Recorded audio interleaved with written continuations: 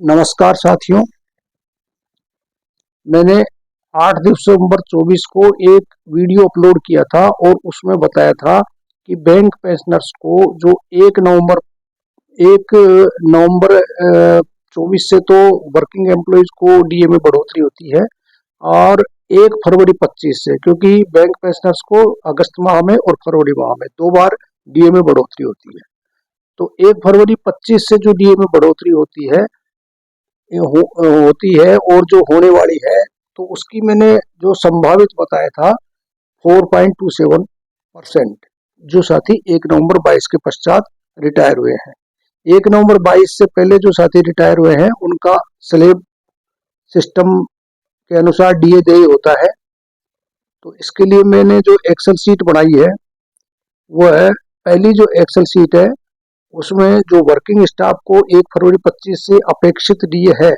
वो भी मैंने कैलकुलेट किया है। अक्टूबर 24 का जो इंडेक्स था 144.5 था और नवंबर 24 का भी सेम इंडेक्स रहा है 144.5। दिसंबर 24 का मैंने इसी इंडेक्स को नोशनल लिया है और इस आधार पर जो एक्सेल शीट में आप देख रहे हैं जो कैलकुलेशन निकल करके आ रही है वह वर्किंग स्टाफ को 1 फरवरी 25 से जो अपेक्षित बढ़ोतरी है वो 1.64% की रहेगी। लेकिन जो पेंशनर स्टाफ है जो 1 नवंबर 22 के पश्चात रिटायर हुए हैं, तो उनको ये 1.64 में जो 2.63 जो बैंक एम्प्लॉयज का जो वर्किंग स्टाफ का ऑलरेडी बढ़ चुका है 1 नवंबर 24 से, तो वो इसमें और जुड़ जाएगा और इस तरह 4.27% की बढ़ोतरी हो जाएगी जो साथी 1 नवंबर 22 के पश्चात रिटायर हुए हैं। 1 नवंबर 22 से पहले जो साथी रिटायर हुए हैं उनको अभी भी स्लेब सिस्टम में डीए दिया जाता है और वो स्लेब सिस्टम की कैलकुलेशन मैंने दूसरी एक्सेल शीट में की है। उसमें आप देख रहे हैं कि अक्टूबर 24 का 144.5 इंडेक्स, नवंबर 24 का भी 144.5 क्योंकि सेम इंडेक्स रहा है। दिसंबर 24 का मैंने नोशनल लिया है 144.5 और इस पैटर्न पर जो स्लेब निकल के आ रहे हैं, तो अक्टूबर से दिसंबर क्वार्टर के लिए जो 1 फरवरी 25 से देय होंगे, तो आप देख रहे हैं कि नवंबर 24 से जो डीए इंक्रीज हुआ है, तो वर्किंग एम्प्लॉय को डीए इंक्रीज हो गया, लेकिन पेंशनर्स को नवंबर में डीए नहीं बढ़ता है, संशोधित नहीं होता है और वो संशोधन अगस्त और फरवरी में ही होता है। तो आप देखिए कि 43 स्लेब तो ये जो जुलाई अगस्त सितंबर क्वार्टर का है उसके आ रहे हैं और अक्टूबर से दिसंबर क्वार्टर के लिए 27 स्लेब आ रहे हैं, तो ये दोनों का जो टोटल है 70 स्लेब हो जाता है। तो ये 70 स्लेब अपेक्षित है 1 फरवरी 25 से, जो साथी 1 नवंबर 22 से पहले रिटायर हुए हैं। और ये 70 स्लेब के आधार पर कितना प्रतिशत डीए जो है मिलेगा साथियों को, क्योंकि ये भी निर्भर करता है कि वो किस सेटलमेंट में या किस ज्वाइंट नोट के पीरियड में रिटायर हुए हैं।